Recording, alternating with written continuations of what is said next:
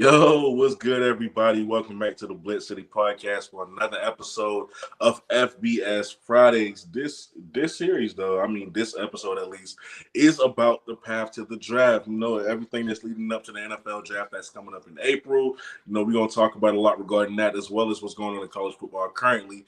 And we are joined by my guy Blue from the Blue Bloods, and of course Kelly from the Lace Up Podcast. Guys. All right, so y'all know it's been a while since we had this episode. But recently, some news, man, regarding Arch Manning, which in my opinion was blown way out of proportion. He's opting out of the video game. He's not gonna be in it. He ain't taking the $600. It's not happening. Now when I saw it, I was like, okay, like somebody could just easily edit him or make him and then put him in the game, whatever, no big deal. But then I started to see this topic go on the Pivot podcast, and I'm just like, why is this a big deal? He's not even a starter.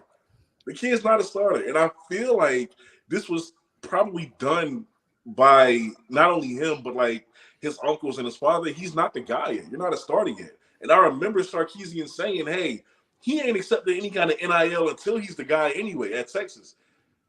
Receiving $600 for the video game is a NIL. What's the problem here? Like, what do we? Why do y'all think this is such a big topic right now? Because it's March. I just think people are bored. Like everyone needed kind of a storyline to, latch on to a point. I don't think really anyone cares.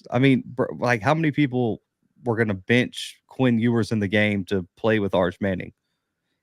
Not many. I don't see that happening. At the end of the day, like I've been of the opinion they should just not put players in the game. Just give me QB6 for Texas. I don't even care if the number's right.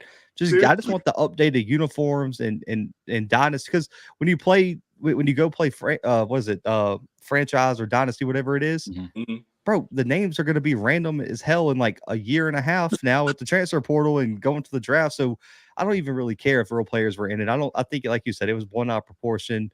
The kid, one, doesn't need the money.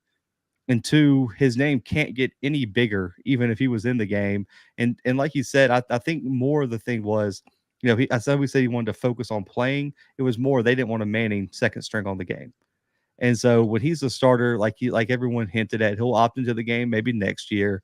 But I don't think it's a big deal at all. And really and truly, I really don't care who opts in and who opts out, because at the end of the day, we just all want to play the game at this point. Seriously.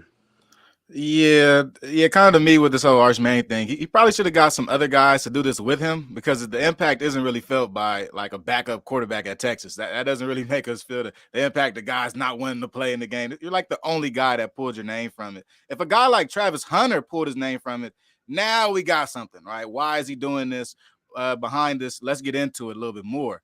But with Arch Manning making this decision, it really makes me think that it's a personal thing that he has going on. He has the access to the biggest NIL deals in the country. So it really doesn't come off as a money thing, but more so personal, like you guys are saying, where maybe the Manning brand just doesn't agree with what's going on right now. And that's fine. We got 10,000 other college football players that will have their names in the game. Nice. Thanks. All right, so let's talk about Nick Saban. Y'all know, we're going to talk about him retiring. First, but let's get on that first. How did y'all even feel about that? Nick Saban retiring, because I thought it was a little abrupt, I'm not going to lie. I know he's getting up there in age, but like, really? Like right now, this is how you want to end it? I'm not surprised. The dude was in his, mid-70s? Like, and also, too, we see it, we saw it with Harbaugh. Saw it with Saban, saw it with all these head coaches going to become coordinators and NFL assistants and everything. Man, like at the end of the day, college football from what it was 5 years ago is not the same. Mm-hmm. And a lot of these older coaches are not going to take the time to evolve to what the game is nowadays. And and we've talked about this on this show, Saban actually, as much flack as people want to give him, and I think most of it's hate because they're tired of seeing him win. Right. You've never heard like a valid argument for why people hated Saban. It was all just made up nonsense. He adjusted to the game really well. You look at how his team shifted, like those 09, 2010, 11, 12 national championship teams had a completely different identity than like those later years with the Jalen Hurts and the Tuas and the Bryce Youngs and even let's say now Jalen Milroe. Look at how far his teams have evolved. I just felt like he was tired of evolving to the game. He'd rather have that top office above Kalen DeBoer, and he'd rather be in administration and be involved with the program, but not have the stress of being a head coach and having to evolve in a game that, let's just be honest, year to year seems to take a massive step in a different direction where it's kind of keeping coaches off balance with what they need to do to build their programs. Yeah, really, when I look at Saban, him bowing out now, it seems like the timing is perfect. When we talk about, a veteran coach that's been doing this for quite some time, with the changing landscape, like Blue is saying, the head coach position in college football has changed. It's changed vastly, and at some programs, it doesn't even make sense to be the head coach. It makes more sense to be a coordinator. So really, to me, it feels like Saban was being stretched a little too thin as far as just having to manage this whole thing. The Alabama program itself is gigantic. And now with you add NIL and all these other things going on with the draft and players opting out to leave early, everything changes and that job becomes that much harder. And as well as Saban has done transitioning to the time periods, he's usually had to transition with offensive schemes or defensive schemes, something had to do with like on-field play. A lot of this is now off-field, right? We see Chip Kelly go to Ohio State. This is like off-the-field stuff.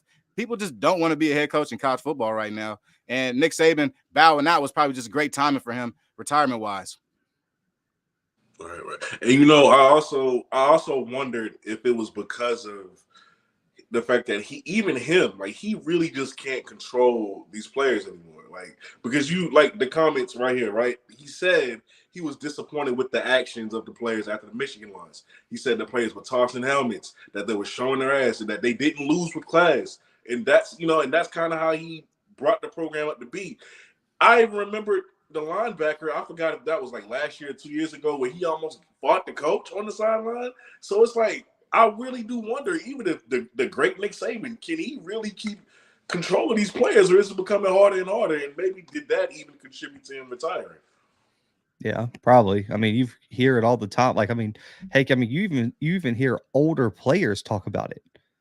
Like NFL players are like, man, like the rookies are harder to like break into the program than they were, a handful of years ago. Like you look at like a Bill Belichick, a Pete Carroll, like all these coaches that experience massive success are having problems kind of building these teams because it's getting harder and harder to get these younger kids to buy in. But I mean, at the end of the day, if you're Saban, because for him, and it makes sense to me, it's like, dude, if you want to win a national championship, you come to me, listen to what I tell you, and we're going to go win a national championship.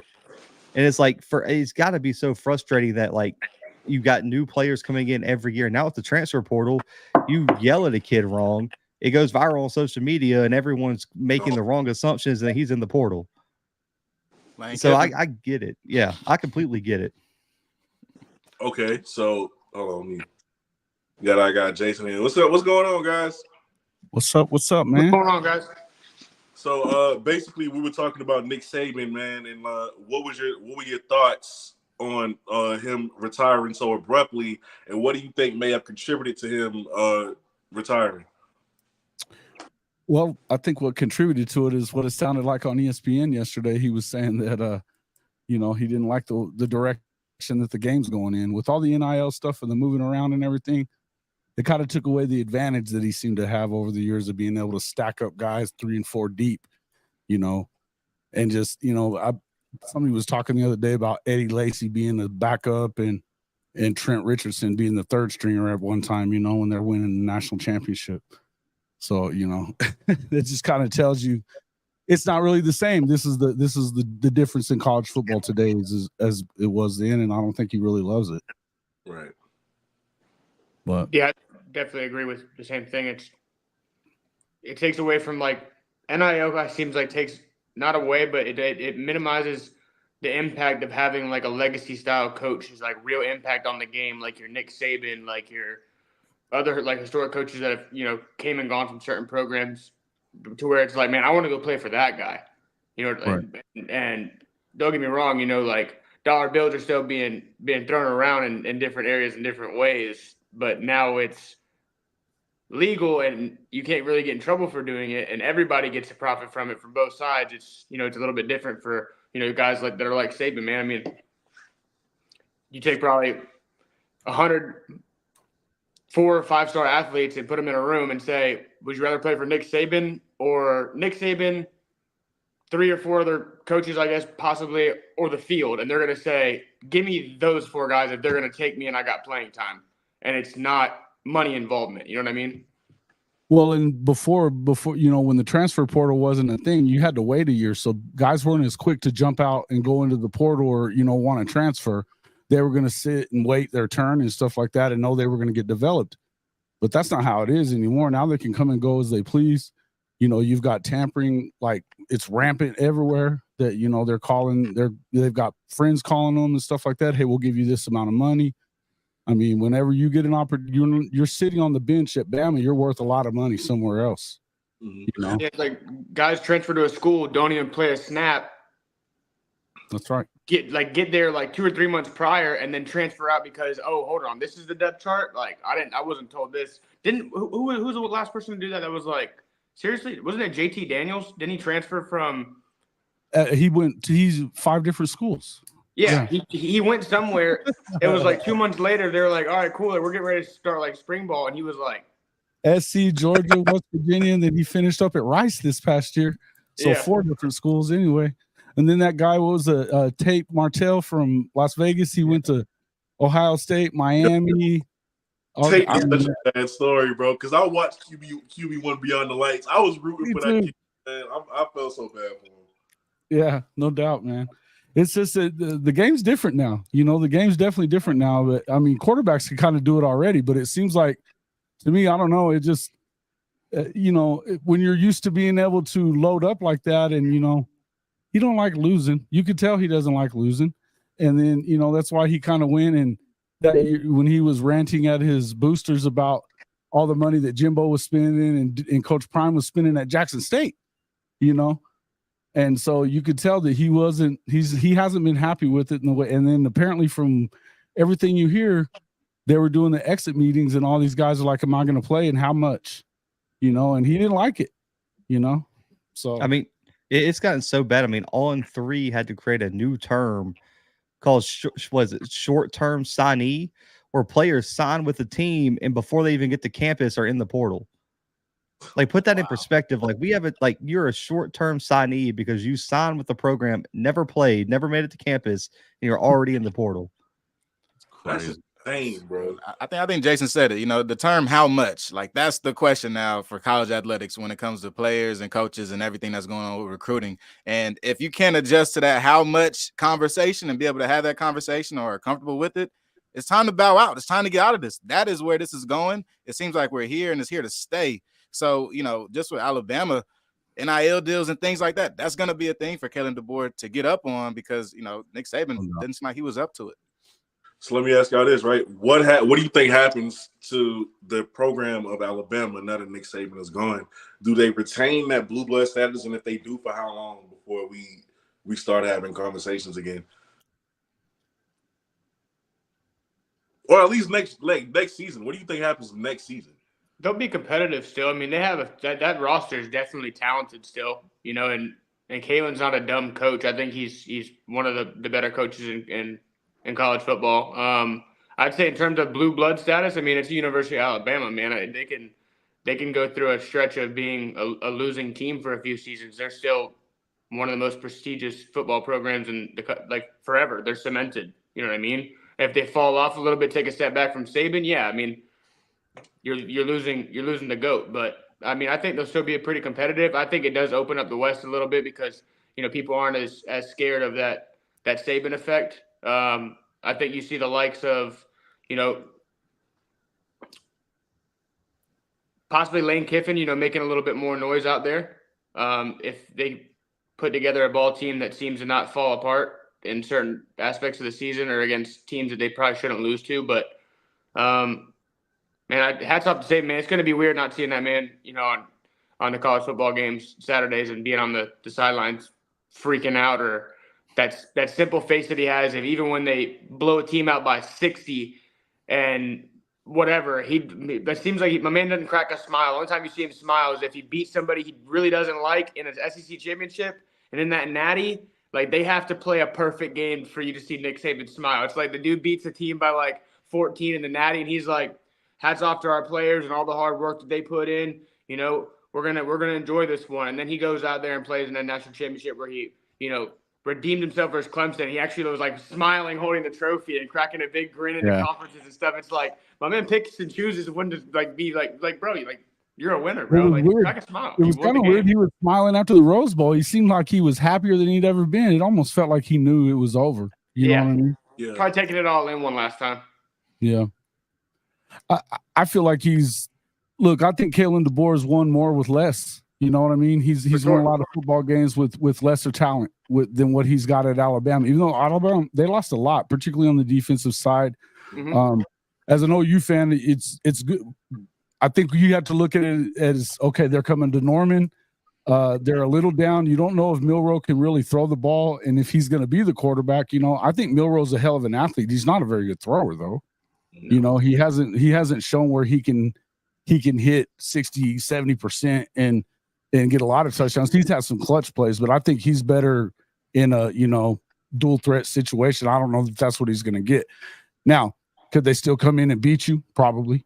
So, but I think that if you're going to have a good opportunity, it'd be, this first year with Kalen DeBoer, because he does kind of have to get his feet underneath him there. And, that's a lot of, it's a lot to come in and try to live up to, particularly. I don't care if you were in the national championship game or not. You know what I mean? That's a lot to live up to. So I think Kalen's a good coach. I think they're still going to be fine. It's Alabama, man. It kind of recruits itself, but that's the question, right? Can he, recruit the South? I don't know. But what do you think about that, Blues? Can he recruit the South down there? Do you think that he's going to be able to get those guys? Yeah, because there's going to be kids who just growing up want to play for the University of Alabama, and also too, if you had to pick a coach in college football that has the rings and has the success to back up his recruiting, there's not a more winningest coach in college football right now than what Kalen DeBoer is, outside of maybe Kirby Smart. That's it. He's won more than Lane Kiffin has. He's definitely won more than, he's probably right there with Ryan Day at Ohio State too. Or something like that. Yeah, like he's won 9 or more games in every single season he's been a college head coach, except for COVID, where they only play 6 games at Fresno State. So he's got more wins than Dabo for sure. Yeah, he's like, Dabo was about to lose his job before they got hot. Yeah, I don't think people understand where Washington was like when DeBoer stepped in. Like Jimmy Lake tore that program to the ground. They lost to Montana. They won like 3-4 games. The first year he wins 11 games at Washington, and then year 2 takes a quarterback from Indiana that nobody wanted because of his injury history, and they go to the national championship at Washington and beat a really good Oregon team twice in the Pac-12 championship. I had to throw that in there, man. I'm sorry, but I think Bama's going to be just fine. And Clay, they got rid of division, so they just got to get to, and with the 12-team playoff, a 9-3 Bama's making it potentially. 100%. A 10-2 Bama is locked in. I think he's going to be just fine. I think the question mark becomes Bama fans, because we all know what the stereotypical Bama fan is, how patient they are. But I don't see any reason Kalen DeBoer can't win 9 to 11, 12 games a year in Alabama, because he has more, like you said, he has more talent on this team than he had at Washington when he got there. And I think the question mark becomes that kid Austin Mack that went to Washington with him, now coming to Bama, get one more year of Milroe potentially. Austin Mack was a high 4-star kid and is a baller, a Elite 11 type quarterback. If he's the future, man, I think there's enough skill players in the South that he can load up that team. The question mark just becomes defense. I think DeBoer and Alabama are going to be just fine.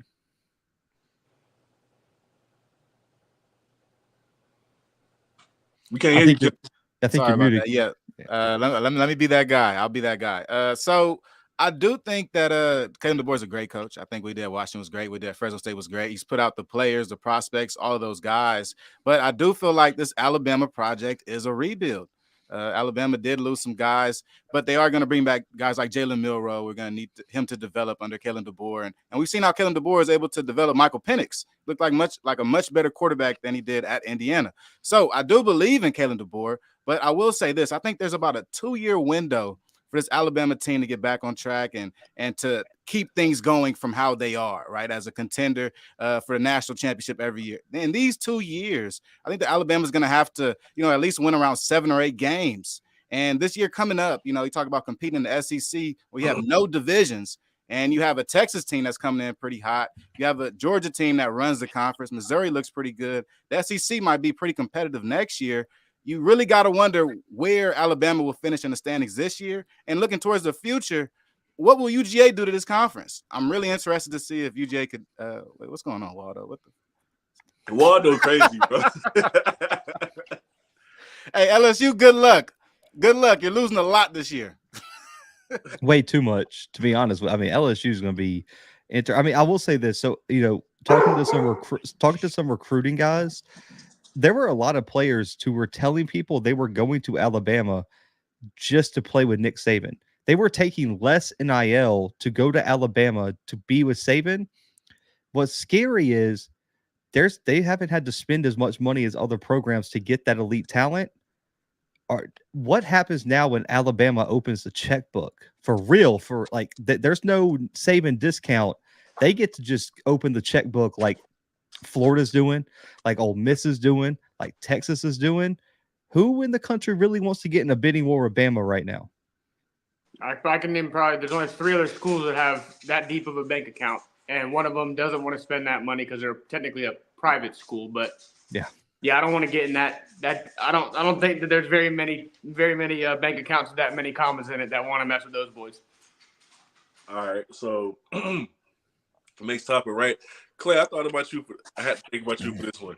A former running back of Florida has some comments, man. Let's take a look at what he said. So, pretty much to sum it up, it was like I could either be running back 2 on a losing team or go somewhere where I wanted to play in December too. That also played a big part in me transferring. So that I could be running back 2 on a losing team or go somewhere and possibly be running back 1 and win a natty. But, I mean, that's the goal, man. Came up short last year, probably shouldn't have. But I can be running back 2 for a losing team. Hey, I respect it. I mean, this might be a wild take for me. I don't respect it, Clay. No. Hear me out though, because I'm going to give you two sides of the coin. From a fan base side of it, yeah, it sucks because do I think that he is a better runner than Montrell Johnson? Possibly. Montrell Johnson, I think, is more of a being able to run between the tackles kind of guy.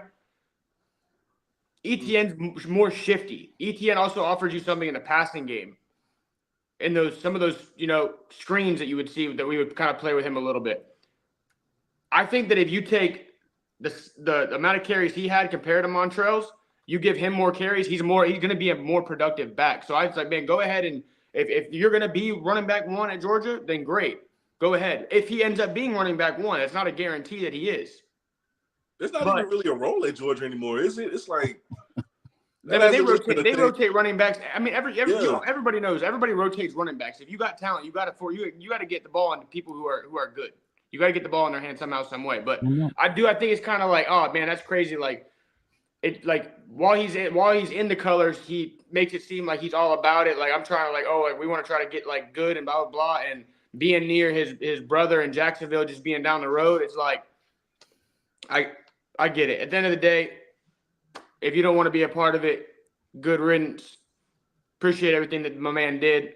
He did have some pretty cool plays while he was with us, some pretty dope highlights. But if he's going to go out there and he's running back 1 and he actually shows all the production level for the draft, because he's draft eligible after this season. So it's like if he goes out there and balls out at Georgia, good for him, man. Go ahead and go make your money in the NFL, man. It was nice while we had you. But if you don't want to be a part of it, man, get up out of there. I don't want nobody that's wishy-washy on the team, man. You can't have that in the locker room. You got to be all in, all about it. That's how every program should have to be. If you want to be successful, you've got to have everybody's got to be all in. This is what I don't like. This is the thing about college football that I don't like. If you gonna leave, cool. Number one, the first red flag, you go to a rival. That's a problem for me. Oh yeah, right? that sucks. But That's a problem. You go and then you gonna trash us like you ain't choose us first. If I'm on the team at Georgia, I'm looking at you like, bro, we just hated you last year. Now you over here like I don't like that. I just don't like. You gotta that. hire. You weren't running back. He's gonna get a restructured NIL deal too. He's gonna be getting paid much more over there. With us, I think he was only getting paid like about 100 and I think from what I saw, I could be wrong. It was like 147,000 was what his NIL was, not including like his endorsements and whatever his things that he does like with agreements with other companies and stuff. But I mean, he's gonna make more money out there. He's already posted a couple things through Instagram and Twitter of him making a couple other, promotions and stuff like that. Bro, it's where college football is now. It's a business, man. He'd rather go out with make more money. Like, if you're gonna be there because of the money or you just got a better opportunity with NIL, cool. But shut up. Yeah. Don't mention me over here. You know what I'm saying? Like that's like your ex getting with the new dude. Now she like, yeah, I'm with him. He's so much better than you. Don't mention me. Just go be happy. Don't mention me. You see us like I don't like that he did that, but that's just my opinion. Should have taken him on a date in December, man. He just wanted to be out in December. He was tired of being at the house in December. Yeah. I think all of us are. Straight up. Should have taken him on a date in December, he said. He should have went to Clemson, honestly. You heard a lot of it from his brother. All throughout the season, he was talking about maybe it's time for him to get up out of here. True. He said it a few times. He was tweeting it, and at first, the kid was like, trying to take up for him, because he said it, I think, right after the damn Utah game, he was talking that shit. So, I mean, but yeah, man, there's nothing worse than that. It's like when you get somebody that was going to be a big time player and they go to your rival and then they're talking that shit. Ooh. No, that's a bad look. That's a bad look on Billy. It's a bad look on Billy. Facts. I'm kind of looking at Billy a little different now. And then, like, how many times is Billy gonna miss in recruiting? I mean, damn, like it's starting to add up at this point. So, hey, Florida, it was below the belt. I'll say it was below the belt, but also though, it makes you look at Florida a little bit different because they were just so bad last year. DJ Lagway is going to be the most tampered player in the entire country this year. Every single game he doesn't play, the price tag is going to go up from somebody. How long do you think they take before they get his ass in the game, though? It should be week 1, snap 1. If all goes well, I think that you're going to see a 1-2 game thing out of Mertz and then Lagway rest of the season. This kid. He's talented. That kid's talented. I would say he's easily in my lifetime. He's probably one of the best on what you see out of high school and the resume and everything leading up to now. The best quarterback recruit we've probably ever had in years, easily. Good. He looks good, but he still is a freshman. Yeah, that's the thing. He's still a freshman, and really, Graham Mertz wasn't the problem. Last year. The play calling wasn't good. They probably did. And if they wanted to keep ETN around, why the hell weren't they running it? True. There was a lot of those games where he got kind of left out of the game plan. And you can use that excuse that once you get behind, you got to start throwing. I don't want to hear that shit because when it came to the Utah game, there was no reason why they could have ran the ball. They weren't throwing the ball, but they could run the ball. That Missouri game where they abandoned just handing the ball off. They were trying to get comfortable, and Missouri wound up coming back and winning. And they didn't kick we missed the field goal. You know what I mean? So it's like, I don't know. I think if Billy wants to stay, another topic I think we're probably going to be getting to, which I don't know if that's 100% guaranteed of the topic of Billy's tenure here at the University of Florida. But if my man, the dude's saving grace has got to be hire a high-powered offensive coordinator. We can afford it, dude. There's the whole Steve Spurrier said it the other day. I don't give a shit how many coaches you guys have. It doesn't matter. We're going to have the same amount of coaches, Ohio State and Bama. It don't matter. If you're the one that's going to be calling the plays and everyone sees that the offense seems to be lacking, which I'll agree it is. It seemed like it was a dink and dunk offense. It was run, pass to an extent, and all the pass plays were kind of like you can guess what they're going to be until they started working in some of the tight ends middle of the season to the end of the season, it was like, how can we get Ricky Pierce to the ball? And then we're going to go off the 1-2 punch of Montrell and Etienne. And if it works, great. We'll chalk it up. We'll cheer in the locker room. And if it doesn't, it's panic mode, bro. Then you see Mertz is out there throwing play action plays 50 yards down the field, and he's not like that. The play action plays that we're throwing to sophomore receivers that barely get 3-4 catches a game or 3 or 4 targets a game is like, bro, like everyone knows like what's happening here. So it's like he's gotta go out and just say, all right, I'm not gonna call the plays here. Let me go out and hire somebody that can run an offense for me. That's what it's got to be at this point. Doesn't sound like that's what he wants to do, though. He doesn't want to give that up. He don't want to give up the play call. It sounds like Jimbo Fisher right now. He doesn't. He doesn't want to give that up. I don't know. Oh, Sunbelt Billy. I don't know who they would even prospect if they ended up firing him. I don't know who would even be next in the Lane Kiffin is what I keep hearing. Shit, I'll take Lane Kiffin in a heartbeat, even though it seems like it's going to be chaos at him being at Florida, but I know the offense is going to score. He thrives in chaos, man. We might score 35 a game and give up 40, but we're going to score. You can get a lot better at Florida, though, than you can at Ole Miss. There's a ceiling at Ole Miss. I don't care what anybody thinks. And I don't think that they're ready to win this year. I think that they loaded up in the portal. We have not seen anybody be able to go full mercenary and get it done. You know, I same reason I don't really think Ohio State wins it all either. No, seriously. Remember that Robert Kimdichie class? Mm-hmm. You thought there were going to be something after that, and it just never really transpired?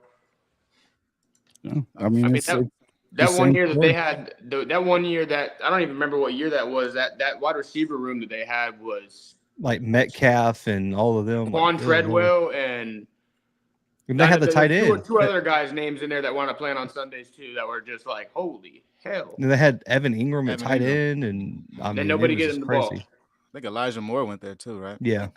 AJ Brown too, right? Mm-hmm. Oh yeah. Ooh. Them boys were deep at one point, and nobody to get them the ball. It was just throw it up and hope they catch it. All right, hey, let's talk about the draft. All right, that's what I'm ready for. All right, draft sleepers. Who is your biggest draft sleeper? Because to me, I went looking a little bit. Renardo Green from Florida State, that DB, right? Check this out: 4.3 speed. All right, 75% of all his snaps was in press coverage. 75%. So number one, you got the catch up speed. So you're not really worried about getting beat because you know you got the speed to catch up, right? 17 pass deflections. All right, 25% forced incompletion rate, which was I think the 17th highest amongst all DBs in the FBS with at least 100 snaps. Give me Renardo Green, bro. I found him. Absolutely loved his game. That's my biggest sleeper. Now, if in terms of like more household names, I would say Xavier Legette. I really like him too.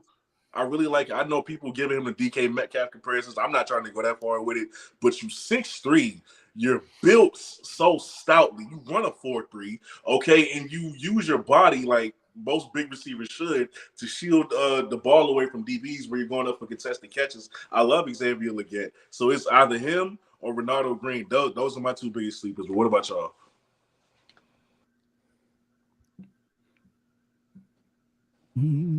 I'll hop in there, man. So I'll start with a not so sleeper, man. Brian Thomas Jr. out of LSU. He's pretty high up there, but hey, look, I think he's definitely one of the best receivers in the draft. His tape is crazy, but he's not a sleeper, but just a name I gotta throw in there. But my sleeper, like Kelly said, bro, I got a first round pick for y'all. I got a first rounder that y'all may not think is number one, but he might be number one. But anyway, here we go. Let's go deeper in the draft. Jacob Cowing out of Arizona, man. He's a very undersized receiver, a little slot guy, but can also play outside. Great athleticism, great route runner too. He's kind of been a little underrated over there at Arizona because he's playing with T-Mac out there. He's probably going to be a first-round guy next year at wide receiver. So he's pretty good. Another guy I like also is Javon Baker out of UCF. Really good receiver, good at stretching the field, also good at yak. I like guys with strong hands. He's another one of those guys. And I think his size may limit him in his draft process and how high he actually goes. But I think he's also going to be a playmaker in the NFL. I would say similar on the path for Kelly. I think everybody knew Jared Verse was a first-round talent, and I think during the season we didn't really see it was just like first round projections. I think that he's going to end up getting.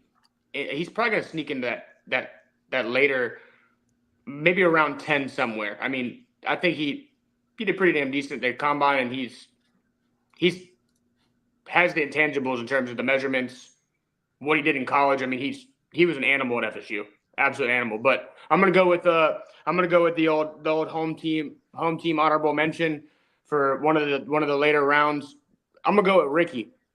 I'm gonna go Ricky, my white guy receiver, Ricky Pearsall.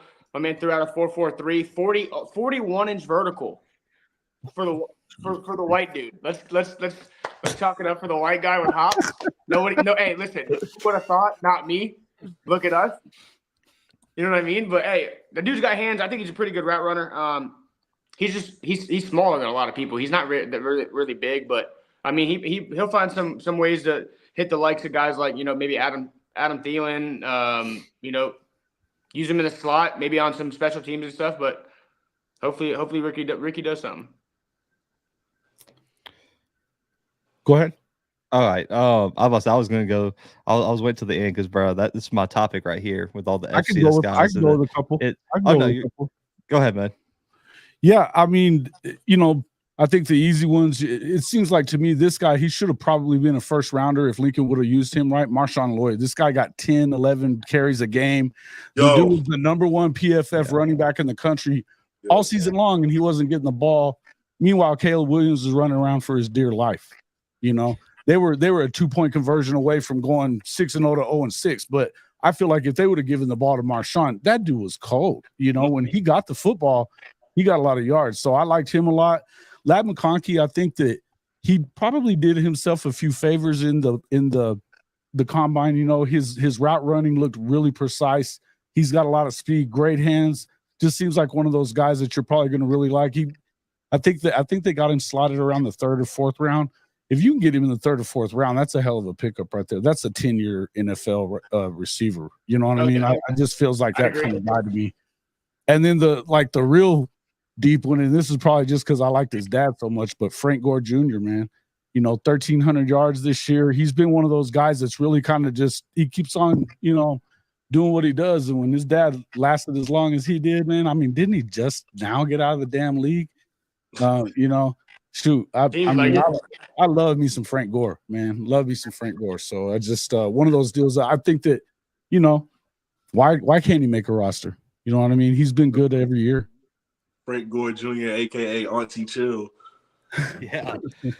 But kind of with Kelly though, because this guy really didn't break out until the Senior Bowl week. Because I didn't know who he was going into Senior Bowl week, but man, Quinyon Mitchell out of Toledo. That kid is just a freak. I mean, 6'1", almost 200 pounds, had a crazy combine. I mean, that kid coming into the Senior Bowl, day 2, day 3 pick. Now there's late first round projections on this kid. A group of 5 kid that's going to make a lot of money is Quinyon Mitchell. But I think Jalen Coker is probably one of my guys that I'm looking at to be a day 3, maybe day 2 pick out of Holy Cross. Led the program in reception and touchdown receptions and also yards. I mean, Steve Smith just released a video today just raving about his skills, and his comp for him is hilarious. He said Tim Duncan because that's just how good he is in jump ball situations. He said his ability to box out defenders is just next level. Great hands, great route runner, led all combine participants with a 42.5-inch vert at the NFL Combine. I mean, the kid's just a freak. 6 foot something, 200 pounds. Very similar to Puka Nacua in terms of measurables. So that's a guy that I look for late round. And then also to Mason McCormick out of South Dakota State as offensive lineman, and Garrett Greenfield as an offensive lineman out of South Dakota State. Both of those guys are freaks. At 6'6", 311, Greenfield had a 38.5-inch vertical. That's insane. Which is the NFL Combine record for O-lineman. And so he has the measurables, has the athleticism, and on top of that, it's a 3-time FCS All-American with 60 career starts. That's a guy who you get late round and he's ready to play. McCormick's a 2-time All-American, led all offensive linemen in broad jump at almost a 10 at 6'4", 309. That guy's just a freak as well. And then just a guy to get on y'all's radar that wasn't at the Combine, Christian Boyd out of Northern Iowa. 6'2", 320, was the defensive player of the week at the Shrine Bowl, All-American defensive tackle out of Northern Iowa. I'm talking about from his hands to his power to his aggressiveness, was killing people at the Shrine Bowl. Power 5 guys that were there from Michigan, Alabama. It was unblockable, and went from being an undrafted guy to projection of round 3, round 4 now after a Shrine Bowl and Hula Bowl performance. Christian Boyd out of Northern Iowa is a guy that you got to get on your radar. Undrafted to 3rd round. That's insanity. That's insane. And you going back to Steve Smith, I would really open the checkbook up if I'm an NFL organization. Steve Smith has been right on a lot of these guys, on a lot of these receivers. He knows what he's talking about when it comes to evaluation. But speaking of wide receivers, right? Marvin Harrison Jr. is going first, obviously, but who should be the first wide receiver taken after him? And I feel like we're all gonna agree, but there's a chance that we don't. All right, so I'm gonna say it's Rome. I'm gonna really say it's Rome. I'm gonna say it's not close. Let me tell you why. Rome has, just for one stat, a 67.7 contested catch rate. A great grade is 55%. This man has 67.7% catch rate, bro. That is insanity. He has the size. His speed is decent. Say what you want about everything else. He's physical. He high points the football. All right, he's physical when he's coming down with the football. I just like Roman Dunze. That contested catch rate sold me on him. I think he would have been the first receiver, the number 1 receiver, if Marvin Harrison Jr. wasn't in this class, if we're being honest. Give me Rome, bro. I think Rome should be the first one taken after Marvin Harrison Jr. I don't know the stats behind it in terms of who I'm getting ready to say, but Malik Neighbors easily. Malik Neighbors. I don't know what the catch rate and the whatever it is, but all I know is you don't got to worry about contested catches if you route somebody up and you're wide open down the field. And I mean, he's quick. He's got hands. It's another LSU receiver. You want the quick slant, deep ball, comeback routes, whatever. I mean, the dude's talented. He's absolutely talented. He's gonna ball pending he doesn't get put into a bad spot with a bad quarterback situation, which he'll be top 6 minimum, probably top 8. True. But like, even NFL, you can't count on being wide ass open through your speed all the time. Like, you got to know how to. True, but I mean, catch a football with a DB on your back. Yeah, I mean, I definitely get it, but I don't know, man. If you're asking me the test of who I would take right now, who I'm taking, I want Malik. I respect it. Yeah, I don't have really a problem with the Malik Neighbors either. I mean, he was right there with Rome when it comes to all of his stats, pretty much. I mean, he had 3 less receptions, but he was right there, 1,569 yards. He had more touchdowns, but they have the same average, 17.6, 17.8 yards per catch. Those are good numbers. I don't know that I would go anybody over Rome Odunze, though. Even including Marvin Harrison Jr. I think Rome Odunze was the best receiver in the country. Period. Like you were saying, his contested catch rate. I mean, this is insane. And I mean, they have 3 really good receivers there, but he was the alpha dog in that room, no doubt about that. I think he was the best receiver in the country. In the I like the league too, man. I really do. Yeah, I like Odunze a lot. I do like Rome a lot. I think when it comes to Rome and Marvin, it's pick either one. To me, I think Rome does a better job in Yak after catch the ball, making a move and going. But Marvin Harrison, his speed, his straight line speed, allows him to get open on a lot of deep routes. Where guys, he doesn't have to make moves because he already passed the DB. But I will say this about Neighbors. I do like Neighbors, but like I said earlier about Brian Thomas, I do think Brian Thomas is probably a better prospect than Malik Neighbors. And that to me would keep Neighbors out of this conversation. I think Neighbors will be a great NFL player. Great job with Yak. He does have the dropsies though at times. He gets the ball at a very high clip, and he does have the dropsies on a lot of underneath routes, which is kind of concerning. But his ability does show that he can at least make a difference on special teams or just simply as a number 2 or 3 receiver. But for me, number 2, I would go with Rome Odunze, and then I'd stack Brian Thomas right behind him, like right behind him. Yeah, I think I'll go with the Doomsday here just because of his size too, man. The kid's got 3 more inches on Neighbors, a little bit bigger, just as athletic, and like you said, the ability to win one-on-one situations is big for me because it bails out quarterbacks at times. You have to be able to bail out your quarterback. It's a bad pass, you can't win that situation. That's the difference between a pick six or a good field position for the offense on the other side, and a catch for you, a first down, big play, touchdown potentially. And I'll say this, I might be controversial. I think after that, even over Neighbors and Brian Thomas, I don't know if I'm missing something other people are seeing. I think Keon Coleman is the third best receiver in the class. I think he's better than both of them. Give me Keon Coleman. I don't care he ran a 4.6. I don't think people understand how fast a 4.6 is in like It's real fast. life. True. And on top of that, too, he's 6'3, 215. And you want to talk about winning one-on-one situations? Give me Keon Coleman. You look at the gauntlet drill, doesn't drift, doesn't fade in his routes, great in-game athleticism. That's what I'm looking for, is who turns it on when the lights are on. I don't care how you performed in Indy, bro. You can run a 4.2. I don't think, what's his name, Mitchell from Texas is going to be a game-changing receiver at the next level. He's just a speedster. I think Keon Coleman as a gamer, give me Keon Coleman as the third wide receiver, even over Neighbors or Brian Thomas, which I think those are probably the 4 and 5 guys for me. No Worthy? Yeah, No. and that's interesting. But even with leading on with the Keon Coleman thing, wow, look at him. We got down there tripping already. But even with the Keon Coleman thing, Keon Coleman was a basketball player, right? He comes from a different He's a background. stud, He dude. wasn't He's running a 40 stud. yards dashes when he was in 6th and 7th grade. You know what I mean? It's a skill that's developed to me, a 40-yard dash. Guys that come from other sports that won't necessarily translate in a 40-yard dash. So I don't necessarily hold that against Keon. I think he's a great player. He's a gamer, right? You put him out there, tell him what the play is, help him read defenses through his routes, and he's going to make it happen. That big catch radius is crazy.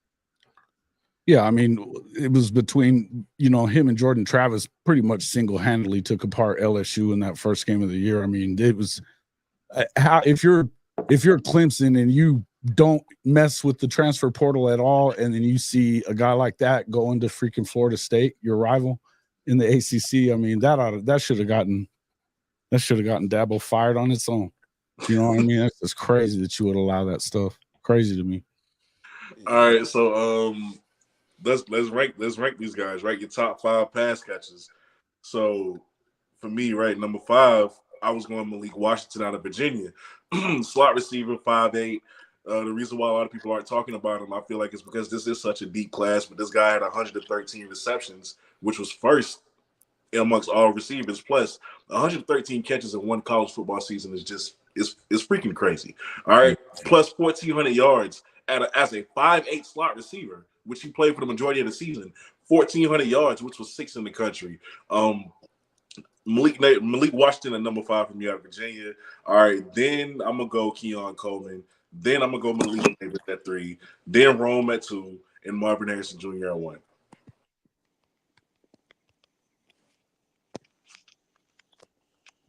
I'll get into mine then. Let's go Marvin Harrison at 1. Let's go Rome Odunze at 2, like we were speaking about. I'm going to put BTJ, Brian Thomas Jr. at number 3. At 4, it's kind of been a toss-up for me, but I really like this Xavier Worthy kid. Like, I really think that he has a chance to be a really good receiver in the NFL. His speed, I think it actually translates. I think this is the guy that the media thought Jalen Hyatt was last year. And then at 5, it's a fringe Malik Neighbors thing there, but I'm starting to get a little bit higher on Brendan Rice, man. I really like his size and his route running ability, and I think that he might really make a difference in the NFL. So my 5 and 6 is a little close, but I guess we'll give it to Neighbors. All right. Yeah, I think Marvin Harrison is probably everyone's top guy. I would go Odunze number 2. I think I would go Keon 3. Thomas and Neighbors are so close for me. I'll give the edge to Neighbors, and then I'll go Thomas at 5. And I think an honorable mention. I know this is so. I think Ladd McConkey is better than people are giving him credit for. Who would that? Yeah, I like Ladd. I think Ladd would be like my honorable mention, maybe slide into that 5 spot potentially, but I think he'd be my honorable mention in the top 5. I'd say the same. I say Marvin, Neighbors Odunze, however you want to skin the cat, and then the LSU boys. Yeah, I just think Rome Odunze has more. I think his yards after the catch. I mean, he's bigger, he's stronger. He just seems to do more. I mean, it's not by much, but I think him over Marvin. Then of course Marvin, Malik, and Brian Thomas. I'm kind of with you guys. It's either one of those guys. You know what I mean? And then I really like Troy Franklin out of Oregon, man. That guy is a baller too. I like that kid. And Kobe so started cheesing, boy. Yeah, but he liked that pick. My man was like, hey man, I got to kiss up to the host just a little bit, man, so I come back on here. So yeah, I mean, no, I think that those guys, you know, and I'm with you, man. I really like Ladd McConkey, man. That dude is a baller. He's just straight up a baller. But I don't know that I put him in the top 5, but I certainly think he's better than a third rounder. You know what I mean? I think if you get him in the third round, what a steal. You know what I mean? All right. Winners and losers, man. Winners and losers. Loser of the NFL Combine, J.J. McCarthy. I have defended him for too long, man. Watching J.J. throw was a little painful. And it wasn't really all his throws. It was really when he threw to the left, because he struggled with that throughout his career. I think every other part of the field where he threw, it was like above 70%. But when he threw to the left side of the field, it was like 62% or something like that. He's always struggled with it. He ain't helped his case. I didn't think he should leave anyway. At the most, I mean, maybe in the portal or something. But you know, you don't go to the draft just because Harbaugh leaving, bro. He's not taking you to LA. But I mean, I don't think he did anything for his case. And for a winner, unfortunately, and I'm not saying this because I hate the dude. It's just people gonna fall for it every time. Y'all know Blue. You know who I'm about to say, bro. You know, Milton, Mr. Rocket Arm himself. Unfortunately, he won, bro, because he's just sitting there throwing off the 60-yard bombs, and everybody's reacting. Ooh, wow, oh my God. Don't fall for this. Y'all do it every time. He doesn't have accuracy. What good is an arm if you can't hit the fucking side of a barn, bro? Like, somebody's gonna fall for that, and somebody's gonna say to themselves, we can fix you. Like, it's like going into a strip club and seeing that one beautiful girl. I can fix you. No, you can't. That's who he is, man. You're not fixing him. And somebody's gonna fall for that. And I pray it ain't my Titans, you know, especially after taking Will Levis. I pray it ain't us. Somebody's gonna fall for that, man. So, like, unfortunately, he's a winner. He's a winner. Other winner I would say is Xavier Worthy. Obviously, I mean, Steve Smith already called him a taller Tank Dell. You know, he's been right. So I feel like somebody's gonna look at that and say, "Oh, a taller Tank Dell running a 4.21. I mean, we got to take this guy." So I think Xavier is a winner as well. But unfortunately, man, Joe Milton, bro. I'm gonna agree with everything in terms of the biggest loser is McCarthy. I think a lot of people knew once he hit the combine. I think a lot of it was gonna come out. Joe Milton is giving out to Zach Wilson, bro. Zach Wilson made that one throw that went like TikTok famous, and everybody was like, "Oh, like, who is this? Like, we gotta ride with this one. Like, this is the New York Jets saw that one. They were like, let's get it." Other winners, man. Since we've been talking about it, honestly, I'll go with Ladd, man. I think if I'm any NFL franchise and I have a third, fourth round pick, I mean, you sneak him out in the. I'd honestly say it'd probably be fair to say anywhere in the third round, you snag him, man. That's a guy that's going to be in the league for a while. You can use him on special teams. Play him on slot, outside, depending on whatever kind of scheme you guys are trying to run. But, I mean, the guy's intelligent, runs good routes, he's got good hands. Low-key got some wheels on him, too. I'll give him that. He's low-key got some wheels. But, yeah, he definitely made himself some money with hitting the combine for sure. Go ahead. I think that Worthy definitely helped himself in the draft. I don't see him as the next Tyreek Hill or whatever other speedster everybody's trying to compare him to. That's just not what I'm seeing. But you know, when you go out there and run a 4.21, you can't really say nothing bad about him. What I will say is that the fact that they had all these guys, you know, you had A.D. Mitchell run a 4.38, and then you had Whittington in the sub 4.4 guys or sub 4.5 anyway. You know, that they showed up as big as Texas showed out in this. To me, that makes Texas a loser for the combine because they didn't get nothing done. They had the national championship in front of them, and they could not get it done with all those studs on both sides of the football. So that's, I mean, you know, that's my OU take of it anyways. Is it Sark's fault? Would you say that's is it Sark's fault for that? I think there's a lot of it's Sark. I think a lot of it's Quinn Ewers, and everybody's loving on Quinn Ewers coming back into the season. But the guy's been fragile. He hasn't made it through a full season yet, and I think he's kind of mentally fragile too. So that's just kind of what, you know. I don't think that Texas came in with the JV schedule without a doubt. When it comes to the SEC, they got all the low end of the SEC guys. They did, but They did.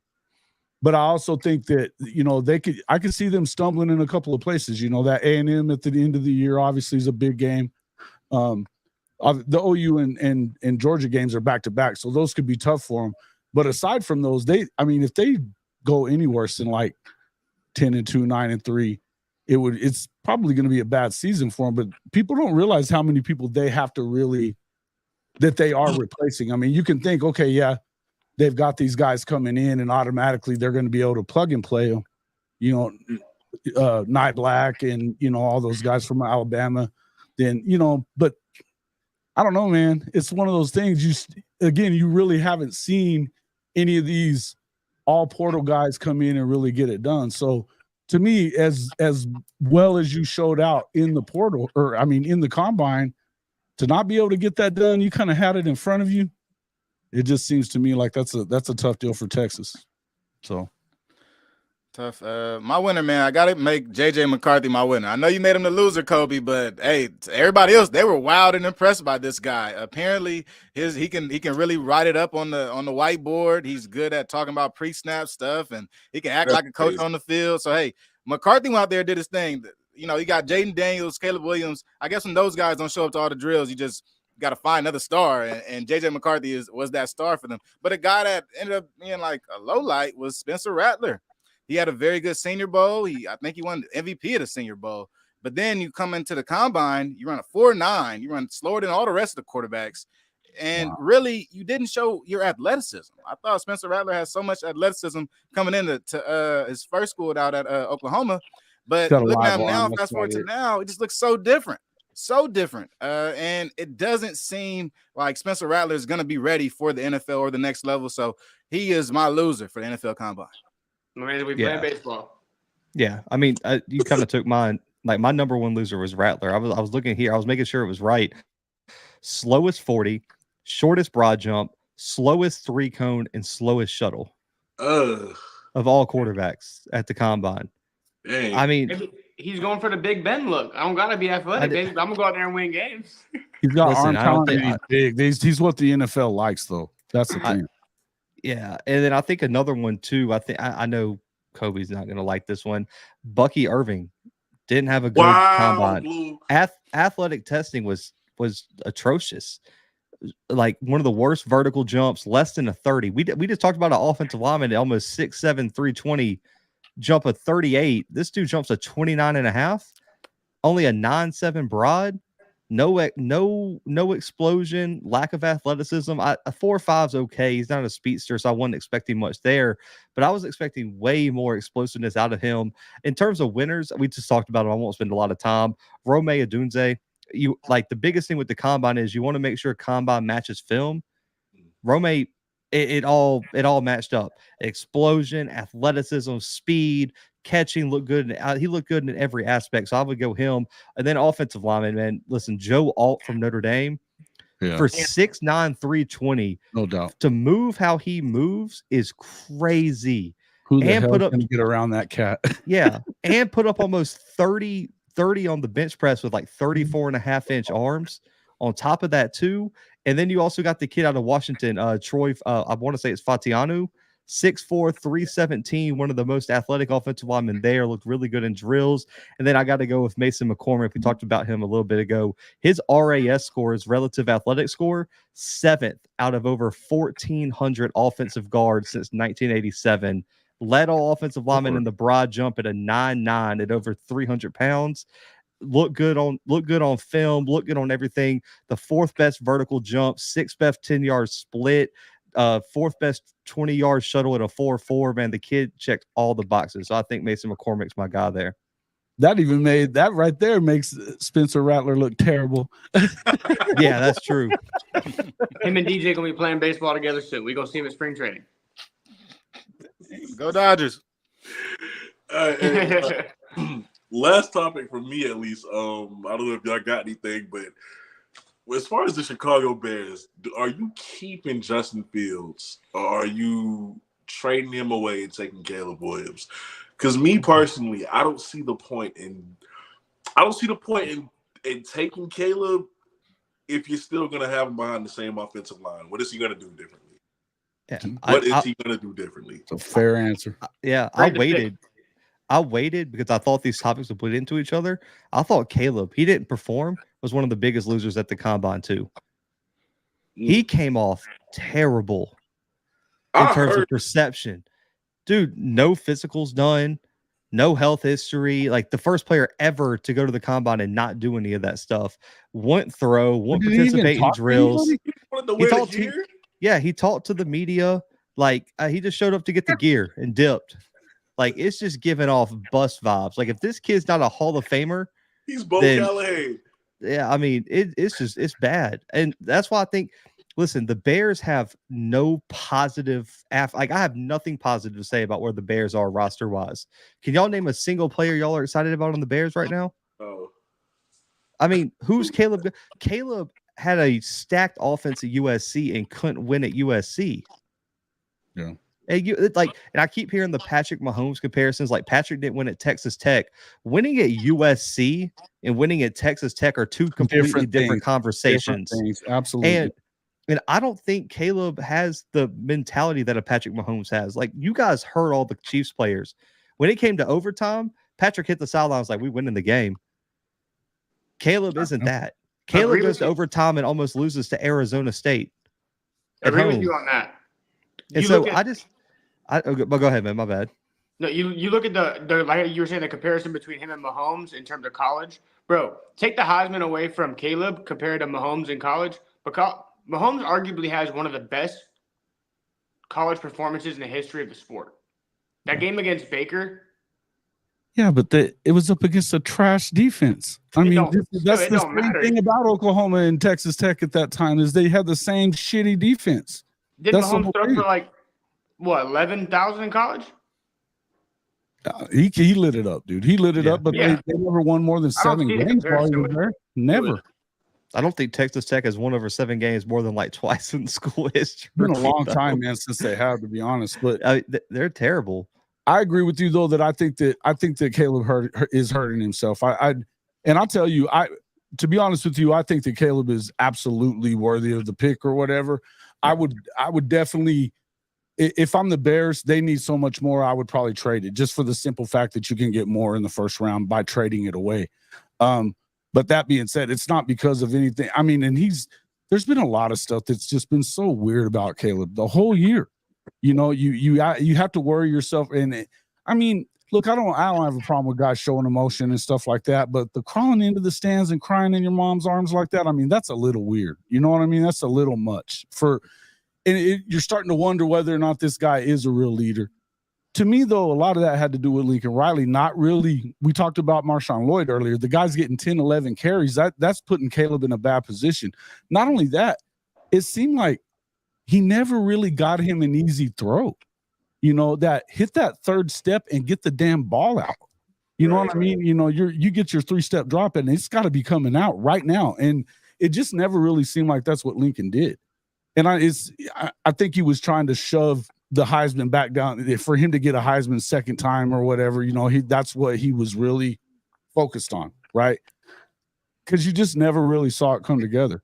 I think a lot of the things that are USC's problems overall is because of the fact of what Lincoln has become. And what we kind of saw at the end of the OU time was that they just weren't getting better on defense.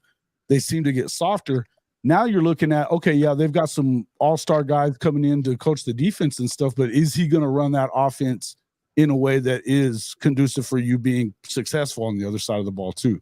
Because scoring like that, there's a reason why none of these offensive guys win national championships, really. You know what I mean? It's always these defensive-minded head coaches that seem to win it. You know what I mean? All of them. But in the end, I just think that, yeah, it probably didn't help him a lot. But I don't think that, to me, I know I watched the dude come back from 28-3 in the Red River game as a freshman. We know what he can do. True. In the end, I think he probably still goes number one. I don't know that it hurt him that much.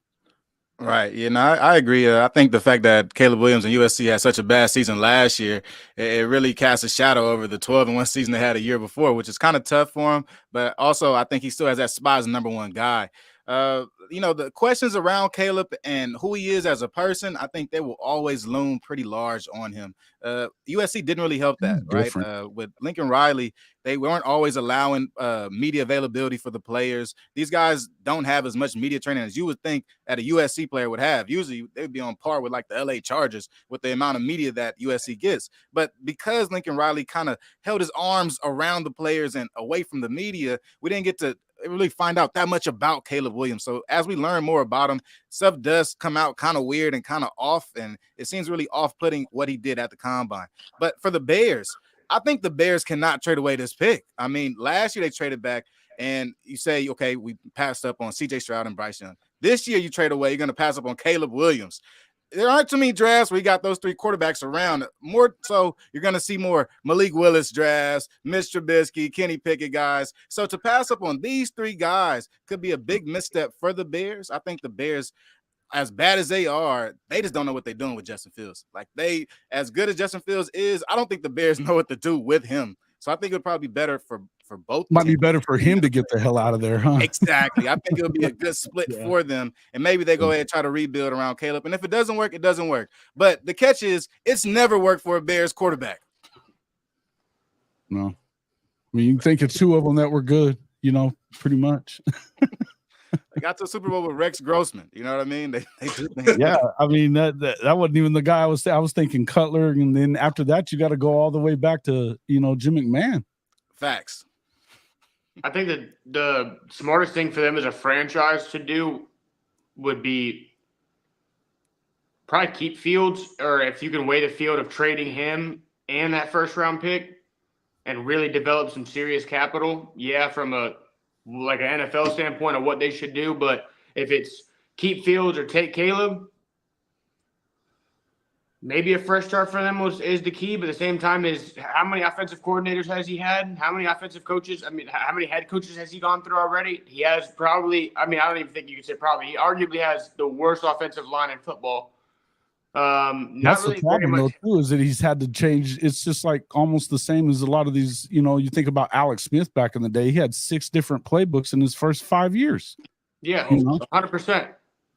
100%. It's like a lot of the situations with many other guys that came into the league that have gotten drafted, and you think that, this guy's talented, but he's just in a bad the franchise isn't doing him justice. Yeah, they drafted him, and they went out and signed and spent some money for him, but you could spend all the money you want, but if you can't put the playbook together and get these guys to gel, it doesn't matter how much money you spend and what star-studded talent you got. I mean, yeah, they're going to make some plays, but is it going to be competent enough offense to be able to go out and win you a season type stuff? You know what I mean? But it's who's better coming out of college? I'd say that's kind of still tossed up in the air. I mean, Fields was a dog in college. Caleb's a dog. I think that they're both extremely talented, but pretty similar careers. I would take the GM role of the Bears and say, let's get as much draft capital as we possibly can because we have much bigger problems in figuring out a quarterback at this point. They're I mean, it kind of depends on how you value next year's QB class. Because what you got, Shador, Ewers, Cam Ward. Those are probably the top 3. I mean, there's going to be a surprise guy come out somewhere, obviously. Maybe the kid at Penn State takes depending on what he does. Yeah, Carson Beck will be one of the guys. We'll see what he threw for 3,000 last year, like the quietest 3,000 I think we've seen in a while. We'll see kind of who maybe starts at USC or might come out in that Lincoln Riley system. But I mean, if you can trade, let's say you get 2 picks this year, get the offensive tackle class is stupid loaded. Yeah. Get one of those game-changing offensive tackles. We just talked about how deep the wide receiver class is. You can get Rome or Marvin Harrison in there at wide receiver, and then come Now back Justin's next year got and get somebody to throw to, and he's getting protected. and then see how Justin plays. If not, let him go next year. And then, bro, you got Rome or Marvin, an All-American or All-Pro left tackle, rookie left tackle, and then you get to bring like a Shador in or someone with more weapons potentially.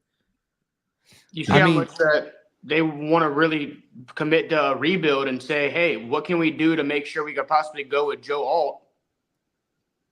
I don't think. I mean, regardless of if you trade and if you snag him in the first 3-4 picks, even in a rebuild, that's you. I think that you probably win the draft in terms of how bad your team is to what your needs assessment is. If you can trade Justin Fields, do himself and yourself a favor.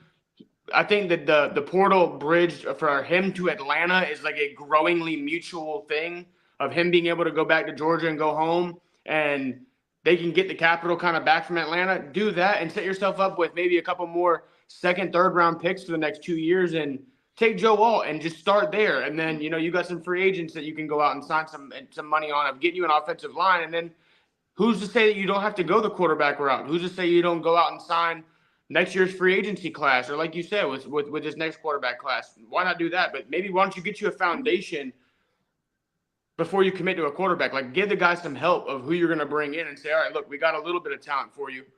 If you can progress and develop, great. If not, then, we'll go out and add more to it. And then you open up a little bit more of that spending. But it's like, it feels like, I mean, it seems like Caleb Williams doesn't fix the Bears. No, I don't think. I think you're right there. I mean, I think the obvious answer. I mean, this seems like an obvious answer to say that that Justin hasn't really had an opportunity to prove himself yet. But the truth of the matter is he's been there long enough that he should have done something that makes you think that he's there, right? Yeah. I don't have a problem with I don't have a problem with them trading away the pick and getting more guys like what you're talking about, somebody that's going to protect him. Because even if you bring in Caleb, we saw what happened when he had to run for his life, and that was in college this past season, right? And so if you bring him in there, then it seems like you get a lot of the same problems. The thing is I'm just not sure, kind of like what you guys were saying earlier, I'm not sure that it's not a better situation, like what Kelly was saying, just to get him out of there and let him get a restart. Because it's clear that it hadn't really vibed with them just yet. You see him go to a place like Pittsburgh or something like that. Maybe it's a better place, Atlanta, whatever. Maybe it's a better situation for him. So, I mean, I think either way that they go with it, to me, I think you're probably smarter. But here's the thing. If Caleb turns out to be an all-pro quarterback and they trade away this pick, it doesn't matter what the hell they do short of winning a Super Bowl right away. They'll never live it down. That GM and the coaching staff they're sealing their fate if they don't take it. The problem becomes like, what is the trade value for Justin Fields? Because I ain't sending a first round pick for Justin Fields. No. If I'm Atlanta, he's you ain't getting 8. You pick up 3-4 picks from Atlanta though. You probably snag you their second round pick this year and maybe 2/3 or a 3 and a 4, maybe the third the following year, maybe a year or two from now. But I mean, you could definitely snag 3 picks. I'm not saying a first rounder. I mean, if somebody wants to if they want to get very, very desperate, possibly. I mean, Justin Fields with a competent offensive coordinator or like offensive-minded head coach, Justin Fields balls, bro. Balls. Bro, you put Justin Fields with like a Kyle Shanahan, I feel like Fields could really put up some serious numbers. The dude's gifted, and he's got legs. But he's running for his life. Like, the dude has led – since he's been in Chicago, he is leading the team in rushing yards year after year. That's his problem. I don't know. Trey Lance only got a fourth rounder. Trey Lance only got a fourth rounder last year for him, and he went ahead of Justin. I think we all can say that Fields is definitely – I think he has more than Trey Lance did. I mean, how do we know he didn't get to play? In terms of NFL GMs, I mean, like you said, yeah, he only got a fourth, but I think that his upside's probably higher than Trey Lance's. But I don't know. The tape of the tail is going to be at the draft because I think you're going to see that buzzer go off. I think that buzzer is going to go off when you see that they'll take Caleb more than likely because the Bears, like you said, the GMs can't swallow that pity of, oh, what happens if the guy goes out and throws up a CJ Stroud year? and Bro, it's gonna make look the Pro real Bowl bad. or something like that. If you have to swallow that guilt as a GM, bro, you have to retire. It's not they fire you and you go find another job, bro. You got to retire. You're done. You're done. It is my concern, like, is really for Caleb in this situation, because just like Jason said, we saw what it was like for him running for his life in college. Last year, Justin Fields didn't get a single roughing the passer call. They gave him the Cam Newton treatment. What is it going to be for you? He was getting nuked. What is it going to be for you? Like, you know what I'm saying? Like, they look at Justin like he's so big and strong and athletic already. And we've even heard refs say on Now camera, the game's like, faster. you're not old enough to get that call. We've heard a ref say that. How are they going to look at Caleb, bro? Yeah. No, Those calls lying. go for a I'm select group of quarterbacks. Mahomes gets that call every time. Yeah, but Burrow's Mahomes probably got getting that call. hands on the wall. Of course he gets them. Yeah. Look. Yeah. They're not going to give it to Mahomes- Caleb Williams. He's a pain in everybody's ass right now. He's Yeah. pissing everybody off. These refs have agendas, man. You can't convince me otherwise. So, I mean, I'm just scared for him. That's all I'm saying. If he does go to Chicago. Yeah. But yeah, hey, man, this has been another episode of FBS Friday. Thank y'all so much for tuning in, ladies and gentlemen. Y'all got anything coming up that y'all want to let people know about? We got to get a mock draft going. We do. We should do a mock draft. We got what, how many weeks till the draft? 3 weeks, 2 weeks? Almost a month, right? Almost a month, I want to say. Yeah. April 21st or something like that, right? Oh, yeah, we got time. Somewhere in there. Yeah, we got a little We while. can do a first round for sure. We could do that. No, First round. we all 7 rounds. All 7 rounds. I'm just going. I'm literally gonna copy right and here. paste Bleacher Report, bro. 7 rounds. I'm glad Y'all I wanna go first round with hypothetical trades, or just first round just with everybody's picks the way they are? Yeah, just everybody's pick. We won't do trades because trades can get wild. Yeah, of like not like saying what the capital would be, but if like this pick trades this, like this team trades this pick away for whatever. But yeah, let's do that. I'm down. do that, bro. I saw 2 mock drafts of Xavier Worthy going to Kansas City, and I feel like Xavier Worthy and Mahomes just sounds like the match made in heaven for him for getting another receiver, because I feel like he's gonna use him. He's gonna use him so good. Trouble. He ain't Tyreek, bro. He ain't Tyreek. Yeah, we just started up a new show, No Cap SEC. So we're doing that on Thursday nights. We still have our Tuesday night 8:30 Eastern time live show. So you guys jump over and check us out at CFB-Pod on YouTube. Hell yeah.